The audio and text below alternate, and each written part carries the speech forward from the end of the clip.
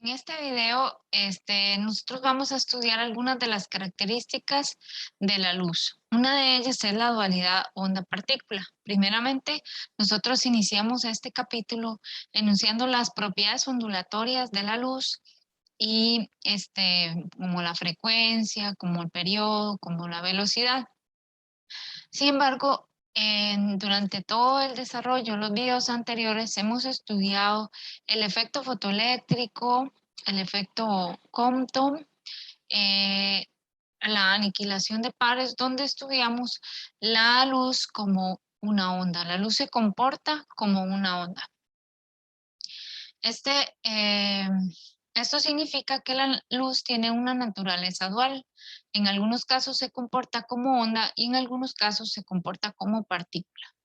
Esto depende, digamos, de la situación en la que estemos y del tamaño, digamos, de los objetos con que se interactúan. Por ejemplo, en la física macroscópica, por ejemplo, el movimiento de la luz y la formación de sombras aquí en un cuarto, eso es el comportamiento de la luz, es un comportamiento ondulatorio. Entonces, nosotros conocemos que también se presentan los fenómenos ondulatorios cuando hacemos pasar luz a través de una rendija. La luz que llega sobre la pantalla, que pasa a través de la rendija, tiene un fenómeno que se denomina interferencia. Entonces se producen patrones de máximos y mínimos luminosos, ¿verdad? Este es un fenómeno típicamente que se estudia a través de las ondas y de las longitudes de onda. Sin embargo, si se hace el siguiente experimento, se hace pasar luz a través de una rendija y se hace pasar solo unos pocos fotones. Luego se hace pasar unos 1000 fotones y ahí se van viendo cómo se va formando un patrón de franjas, ¿verdad? Un patrón de franjas blancas y oscuras que ya describen un comportamiento ondulatorio. Pero podemos decir que la descripción de las características ondulatorias y las características corpusculares de la luz son complementarias. En unos casos podemos decir que la luz se comporta como partícula y en otros casos podemos decir que la luz se comporta como onda. En el efecto fotoeléctrico se comporta como una partícula impartiendo su energía a los fotoelectrones para que sean liberados del material. En el efecto Compton se explica mediante un choque de partículas, utilizando las ecuaciones de la conservación de la cantidad de movimiento. También la aniquilación de pares es un proceso también que involucra la choques de partículas.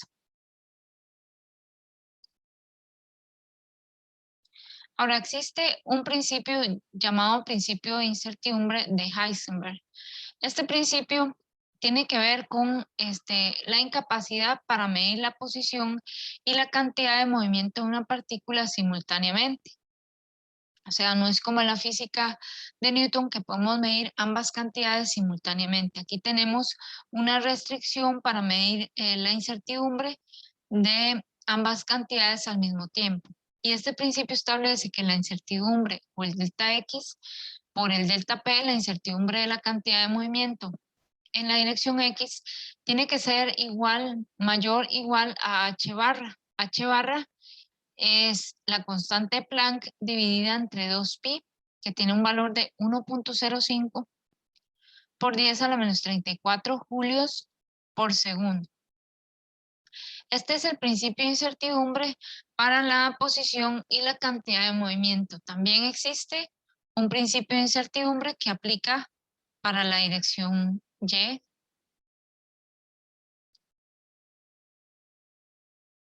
Y también existe un principio de incertidumbre que aplica para la dirección Z.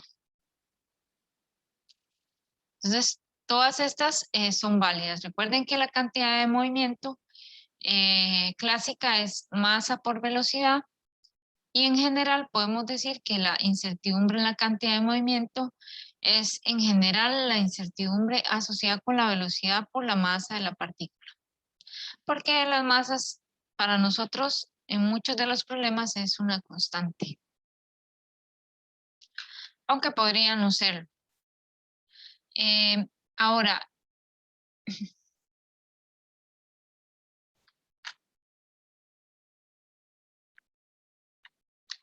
también existe, bueno, este principio lo que nos dice es que si nosotros medimos con mucha precisión el delta X, la posición de una partícula, pues ya no vamos a saber cuál es su velocidad. Recuerden que el delta P es M por V.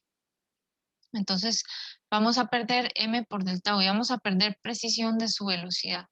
Por ejemplo, para medir la posición de un electrón, necesitaría yo iluminarlo con alguna clase de luz o hacer alguna interacción con ese electrón que le alteraría directamente su velocidad. Los procesos de medición no son independientes y eso establece toda una nueva forma de pensamiento. Ahora, por ejemplo, podemos medir en un cierto rango delta P por delta X, ¿verdad? Pero no podemos medir cualquier delta X por delta P cuyo producto sea menor que H barra. Tenemos un límite para la precisión de lo que podamos medir. Si queremos, por ejemplo, medir la velocidad de un fotón, entonces, bueno, en este caso el delta P sería diferente, pero por ejemplo, si queremos medir la velocidad de un electrón, ya perderíamos la precisión de su velocidad. No sabríamos dónde está, sabemos con cuánta velocidad tiene, pero ya no sabemos a dónde se encuentra. También existe un principio de incertidumbre para la energía. Entonces, este establece que la incertidumbre delta E por el delta T va a ser mayor o igual a H bar, que es la constante de Planck entre 2pi. ¿Qué significa este principio de incertidumbre? Bueno, este principio de incertidumbre relaciona los estados energéticos, ¿verdad? Con el tiempo en que duran los átomos o los electrones en ese estado. Por ejemplo, tenemos un electrón y el electrón se excita a un estado E2, cuya incertidumbre es bastante grande, puesto que está dada por una banda. Entonces, en ese caso, tendríamos que el tiempo que puede estar el electrón en ese estado es un tiempo muy corto, determinado por el principio de incertidumbre.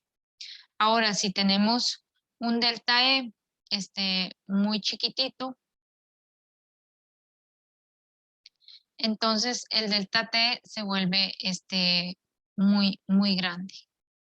Este es aquí pequeño.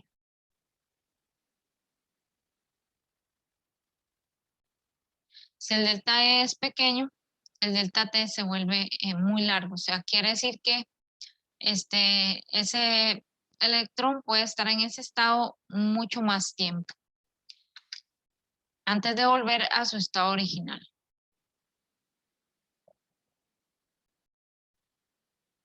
Ese experimento de incertidumbre de Heisenberg está relacionado con un experimento que se llama interferencia por doble rendija. Imaginémonos que tenemos un haz de electrones que pasa a través de dos ranuras. Entonces los electrones o pasan por esta ranura o por esta ranura. Los electrones, en vez de ver un patrón ahí fijo o normal de ranuras, vamos a ver un patrón como parecido a un patrón de interferencia de máximos y mínimos donde los electrones se van a acumular, no en cualquier lugar, sino en ciertas posiciones. Eso quiere decir también, digamos, que las partículas también van a cumplir con esa dualidad, que las partículas se van a comportar como onda y como partícula. Exactamente, entonces eso lo que nos va a indicar es que tanto las partículas como la luz se comportan como ondas y como partículas, y solo se manifiestan los efectos ondulatorios de las partículas en ciertas condiciones.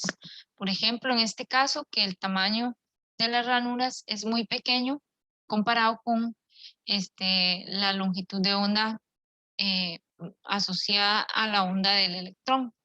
O sea, es como el tamaño similar, por eso puede manifestarse los efectos ondulatorios. Ahora, esto también tiene que ver un poco con el principio de incertidumbre. Conforme conocemos, digamos, la posición del electrón, perdemos una noción de cuál es su velocidad. Y conforme conocemos también la velocidad del electrón, perdemos la noción de cuál es su posición. Vamos a resolver estos problemas en la clase. Muchas gracias.